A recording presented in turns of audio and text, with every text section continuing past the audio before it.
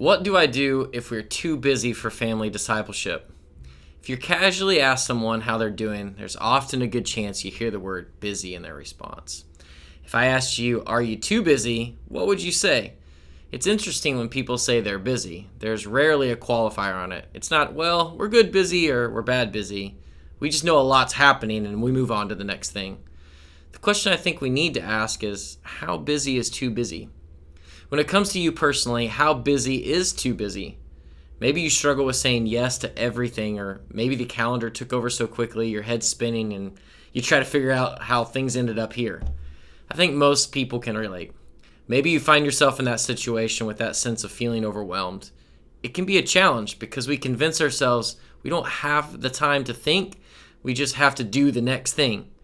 When you hit this point of exhaustion, it's often the people in your family that notice it first.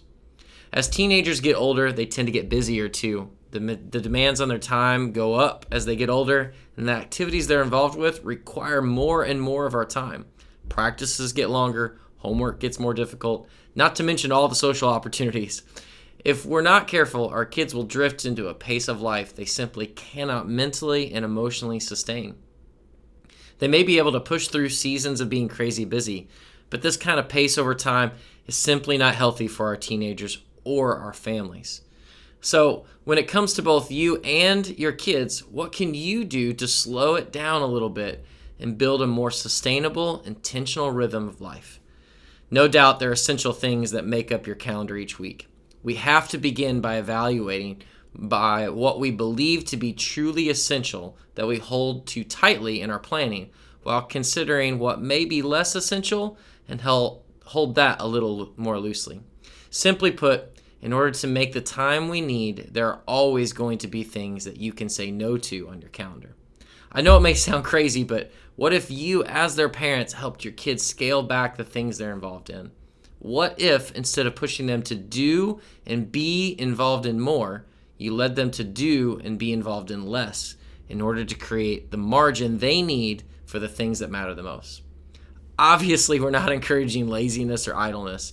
However, we are suggesting that you, who know your family's rhythms better than anyone, simply step back and ask, how will you make the time to emphasize what matters the most in your home? Invite them into the conversation so you can lead them to make wise choices in their time. Psalm 46:10 says this, "Be still and know that I am God." Do you have time to actually do that? Do you have the space to pause the doing and just be? To reflect on God and your relationship with Him? Do your kids have the time and space to just breathe and spend time with God growing in their faith, or are they just way too busy to the point they have no time for God? When they prioritize time to be with God, it will no doubt result in a positive change in what they do as well. We can teach our kids that freedom can be found not in breaking all the limits placed on us, but in setting limits for ourselves to keep things in the rightful place.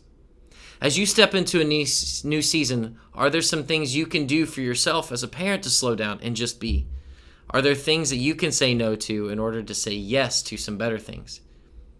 Can you develop an intentional, healthy rhythm for yourself and for your family that will lead you to a more peaceful home, to better relationships, and to a more healthy heart? Can you maybe sit down with your family and make some decisions, not just about what you'll be involved with, but even consider some good things you won't be involved with in the coming months? One thing is for sure, it'll be well worth it to develop a healthy, sustainable family rhythm that will create the margin for a healthier pace, meaningful relationships, and if you use your time wisely, stronger faith in your family. Be still and know that He is God.